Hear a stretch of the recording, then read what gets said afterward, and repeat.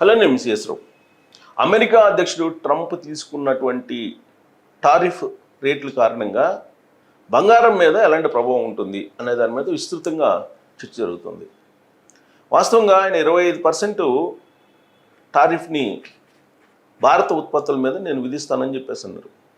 Plus సుంకాలు, అదనపు సుంకాలు కూడా వేస్తానన్నాడు. అంటే 25% కాక అదనంగా ఏ ఉత్పత్తుల మీద వేసేటువంటి ఇంకా ఫైన్ వేసేటువంటి అవకాశం ఉంది అన్నట్టుగా మాట్లాడారు ఆయన. సో వాటిల్లో ప్రధానంగా ఎఫెక్ట్ అయ్యేది ఏంటంటే బంగారు ఆభరణాలు, డైమండ్స్, వెండి, ఇవి ఎఫెక్ట్ అవుతాయి. దాంతోపాటు ఫార్మా, ఆక్వా, ఇవి బాగా ఎఫెక్ట్ అయ్యేటువంటి వస్తువులు, దాని రిలేటెడ్కి సంబంధించినటువంటి వస్తువులు. అయితే ఇక్కడ గమనించాల్సినటువంటి అంశం ఏంటంటే మన దేశం నుంచి బంగారు ఆభరణాలు తయారు చేసి అమెరికాకి మనం పంపిస్తాం, ఎగుమతి చేస్తాం. వాళ్ళు అక్కడ దిగుమతి చేసుకుంటారు. దిగుమతి సుంకాల్లో ఆయన పెంచారు 25%. ఇప్పుడున్నటువంటి దానికంటే కూడా 25% అదనంగా అక్కడ ఇంపోర్ట్ డ్యూటీ వేస్తారు. ఇంపోర్ట్ డ్యూటీ వేసినప్పుడు సపోజ్ ఇక్కడ నుంచి పంపించినటువంటి బంగారానికి ₹1,00,000 వాల్యూ అనుకుందాం. 25% ఇంపోర్ట్ డ్యూటీ వేస్తే 1,25,000 అవుతుంది అక్కడ. ఇప్పటి వరకు ఏంటి, ఇప్పటి వరకు 1,10,000 ఉండేది కాస్త 1,25,000 అవుతుంది అక్కడ. కాబట్టి 25% పెంచారంటే 25,000. అంతకుముందు 10% వేసినా కానీ 1,10,000 అయ్యేది. ఇప్పుడు 25% వేస్తున్నారు కాబట్టి 1,25,000 అవుతాయి. ఇంకా అదనపు సుంకాలు కూడా ఏదో విధిస్తాం అంటున్నారు. ఆ సుంకాలు ఏంటి అనేది ఇంకా ఫైనల్ కాలేదు. కాకపోతే ఇక్కడి నుంచి పంపించేటువంటి బంగారం అత్యంత ఎక్కువ ధర ఉంటుంది అక్కడ కొనుగోలు చేసేటువంటి వాళ్ళకి. అమెరికాలో ఉండేటువంటి వాళ్ళకి ఎక్కువ ధర ఉంటుంది, మనకు కాదు కదా, మనకైతే ఎఫెక్ట్ కాదు. ఇంకోటి ఏంటంటే అక్కడ డిమాండ్ తగ్గిపోతుంది. రేటు పెరిగినప్పుడు ఆటోమేటిక్గా డిమాండ్ తగ్గుతుంది. ఎక్కడ తక్కువ రేటుకి మనకు ఆభరణాలు దొరుకుతాయో అక్కడికి వెళ్తూ ఉంటారు జనరల్గా. కాబట్టి మన ఆభరణాలకి అమెరికాలో డిమాండ్ తగ్గుతుంది. అమెరికాలో డిమాండ్ తగ్గుతుంది అని అంటే, డిమాండ్ తగ్గుతుందంటే మనకి మన పరిస్థితి ఏంటి, భారతదేశంలో ఉండే పరిస్థితి ఏంటి? అక్కడ యాక్చువల్గా రేట్ ఎక్కువ కాబట్టి డిమాండ్ తగ్గుతుంది. కానీ ఇక్కడ మనకి రాబోయే రోజుల్లో బంగారం ఆభరణాల రేటు తగ్గే అవకాశం ఉంది. ఎందుకు తగ్గే అవకాశం ఉంది అని అంటే ఎగుమతులు చేసేట అవకాశం ఉండదు. అక్కడ సేల్ కాకపోతే ఎగుమతులు ఉండవు కదా, భారత్ నుంచి ఎగుమతులు ఉండవు. డైమండ్స్ ఉండవు, బంగారం ఉండదు, వెండి ఉండదు, ఫార్మా ఉండదు, ఇవేమీ ఉండవు. సో ఎగుమతులు చేయకపోతే మన వస్తువులు మన దగ్గరే ఉంటాయి. కాబట్టి ఇక్కడ స్టాక్ ఎక్కువ ఉంటుంది, ఉత్పత్తి ఎక్కువ ఉంటుంది. ఉత్పత్తి ఎక్కువ ఉన్నప్పుడు దాని రేట్ ఆటోమేటిక్గా తగ్గుతుంది. బిజినెస్ రూల్ ప్రకారం ఉత్పత్తి ఎక్కువ చేస్తున్నప్పుడు వేరే దేశాలకు పంపినప్పుడు ఇక్కడే అమ్ముకోవాలి, భారతదేశంలోనే అమ్ముకోవాలి. సో భారతదేశంలో అమ్ముకోవాల్సినప్పుడు ఖచ్చితంగా రేట్లు తగ్గే అవకాశం ఉంది బంగారు ఆభరణాలకి. ట్రంప్ తీసుకున్నటువంటి నిర్ణయం ఒక రకంగా భారతదేశ మహిళలకి ఎంతో కొంత ఉపయోగమే. ఇప్పటికే బంగారం ధర తగ్గుతూ వస్తుంది. ఈ క్వార్టర్లో 10% రేట్ తగ్గింది, 10% రేట్ తగ్గింది ఈ క్వార్టర్లో. ఒకప్పుడు 1,00,000 దాటిపోయింది ఒక నెల రోజుల క్రితం. 1,00,000 దాటినప్పుడు అందరూ హైరాణ పడిపోయి 1,50,000కి వెళ్తుందని కొందరు, 1,20,000కి వెళ్తుందని కొందరు, ఇలా రకరకాలుగా చెప్పారు. ఆ రోజు నేను చెప్పాను, అంతర్జాతీయంగా ఉండేటువంటి పరిస్థితులు, అంతర్జాతీయ నిపుణులు ఏం చెప్తున్నారు, ఆయా సర్వేలు ఏం చెప్తున్నాయి, వాటన్నిటిని క్రోడీకరించి నేను అధ్యయనం చేసిన తర్వాత మీకు చెప్పాను. ఎట్టి పరిస్థితుల్లో బంగారం రేటు పెరిగే అవకాశం లేదు, తగ్గే అవకాశం మాత్రమే ఎక్కువ ఉంది, పెరగడానికి అవకాశం లేదు అని చెప్పి అంతర్జాతీయ నిపుణులు చెప్తున్నారు, సర్వేలు చెప్తున్నాయని చెప్పి నేను విశ్లేషణ చేశాను. ఇప్పుడు అదే జరుగుతుంది. చాలామంది ఏమన్నారు, 1,50,000 కూడా పోయే అవకాశం ఉందని ఒక ఫోకస్ ఇచ్చారు. కానీ అంతర్జాతీయంగా ఉండేటువంటి పరిస్థితులు, దేశీయంగా ఉండేటువంటి పరిస్థితులు, ఆయా సర్వే సంస్థలు, అలాగే ఎక్స్పర్ట్స్, నమ్మదగ్గ ఎక్స్పర్ట్స్ ఏం చెప్తున్నారు, వీటన్నిటినీ అధ్యయనం చేసిన తర్వాత నేను చెప్పాను. అదే ఇప్పుడు జరుగుతుంది.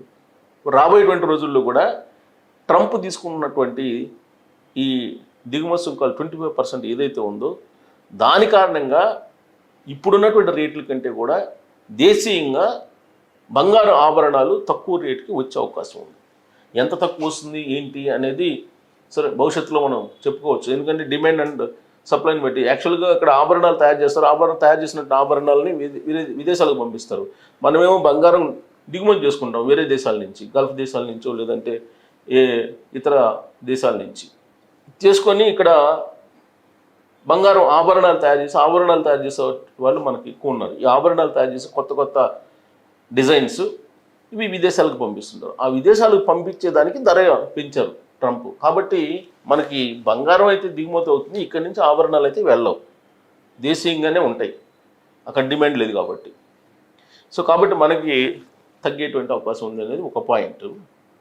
రెండు, బంగారం రేట్లు ఎలా ఉండబోతున్నాయి రాబోయే రోజుల్లో, ఎంత తగ్గే అవకాశం ఉంది అని మనం కనుక ఎక్స్పెక్ట్ చేస్తే, గత 4-5 సంవత్సరాల నుంచి 40% పెరిగింది బంగారం రేటు. 40%, 40% పెరిగింది బంగారం రేటు.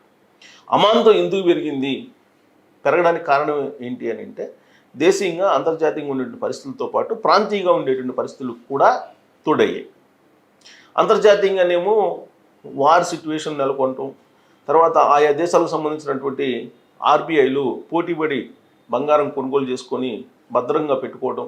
ఎందుకంటే అదైతే కనుక ఆర్థిక ఒడిదుడుకులు ఉండవు అనేటువంటి ఉద్దేశంతో భారీగా ఏ దేశానికి ఆ దేశం ఎక్కువ కొనుగోలు చేస్తాయి. చైనా అయితే పోటీపడి కొనుగోలు చేసింది, దాదాపు 200 టన్నులు ఏడాదికి కొనుగోలు చేసింది అది చైనా. మన భారతదేశం వచ్చేసి దాదాపుగా 70 నుంచి 80 టన్నులు కొనుగోలు చేస్తూ వచ్చింది.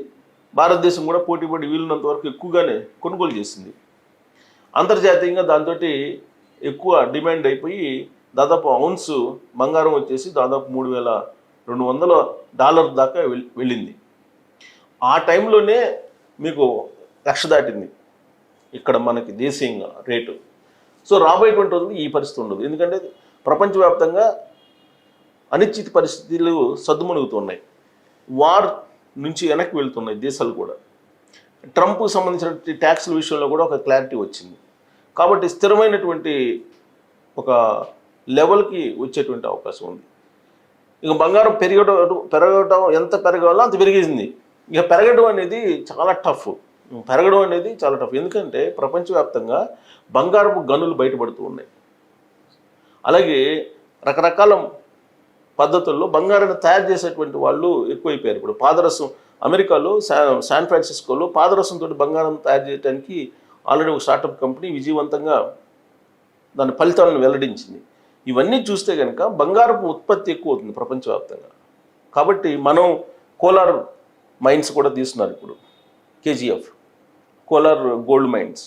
ఓవరాల్గా అంతర్జాతీయంగా పరిస్థితులు చక్కబడుతున్నాయి, దేశీయంగా కూడా పరిస్థితులు చక్కబడుతూ ఉన్నాయి, ప్రాంతీయంగా కూడా గతం మాదిరిగా liquor scam, land scam, mining scam డబ్బులు లేవు.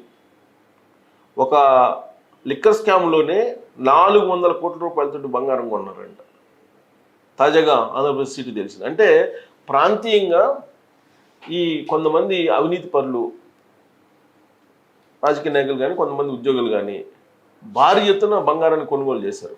ఆ కారణంగానే గత 2-3 సంవత్సరాల నుంచి అనూహ్యమైనటువంటి రేటు పెరిగింది బంగారానికి. కానీ ఇప్పుడు ఆ పరిస్థితి ఉండకపోవచ్చు, ఎందుకంటే ప్రభుత్వాలు మారిపోయినాయి. సో దాంతో అవినీతి పరులు బంగారం రూపంలో దాచుకునేటువంటి లేదంటే హవాలా చేసేటువంటి మనీ లాండరింగ్ చేసిన పరిస్థితులు కూడా ఉండకపోవచ్చు. ఈ అన్ని కారణాల దృష్ట్యా బంగారం రేటు రాబోయేటువంటి రోజుల్లో తగ్గడానికే అవకాశాలు ఉన్నాయి అనేది అన్ని కోణాల నుంచి ఆలోచిస్తే అర్థమవుతుంది. సో ఇంతకీ బంగారం రేటు ఎంత ఉంది యాజ్ ఆఫ్ నౌ? ఇక్కడ చూడండి, ఈరోజు కూడా బంగారం రేటు తగ్గింది, 21 రూపాయలు తగ్గింది గ్రాముకి. ఇది 24 క్యారెట్లు, 22 క్యారెట్లు వచ్చేసి 20 రూపాయలు తగ్గింది, 18 క్యారెట్లు 16 రూపాయలు తగ్గింది. ఇక్కడ మనం లాస్ట్ మనం తీసుకుంటే కనుక ఇక్కడ చూడండి, లాస్ట్ డేస్లో మొత్తం తగ్గుతూనే వస్తుంది. మీరు డేట్ వైట్ చూసినా కానీ గత వారం రోజుల నుంచి ఇక్కడ చూడండి, ఒక్క జూలై 30 తప్ప తగ్గుతూనే వస్తుంది. సో కాబట్టి బంగారం రేటు రాబోయేటువంటి రోజుల్లో తగ్గడానికి ప్రధానమైనటువంటి కారణం నరేంద్ర మోడీ గారు తీసుకున్నటువంటి నిర్ణయం. అమెరికా ఎంత ఒత్తిడి చేసినప్పటికీ కూడా ట్యాక్సెస్ విషయంలో కాంప్రమైజ్ కాలేదు నరేంద్ర మోడీ గారు. ఆంక్షలు పెట్టారు, రష్యాకి ఇరాన్కి దగ్గరగా ఉన్నారు, ఆయిల్ కొనుగోలు చేస్తున్నారండి భారతదేశం, అయినప్పటికీ కూడా నరేంద్ర మోడీ గారు ఒప్పుకోలేదు. దాని కారణంగా బంగార ఆభరణాల యొక్క ఎగుమతులు తగ్గిపోబోతున్నాయి. ఎగుమతులు తగ్గుతున్నాయి కాబట్టి మన దగ్గర గోల్డ్ ఆభరణాలు డిమాండ్ తగ్గే అవకాశం ఉంది. డిమాండ్ తగ్గుతుంది కాబట్టి రేట్లు కూడా తగ్గేటువంటి అవకాశాలు ఉన్నాయి అనేది ప్రాథమికంగా మనం అంచనా వేయచ్చు.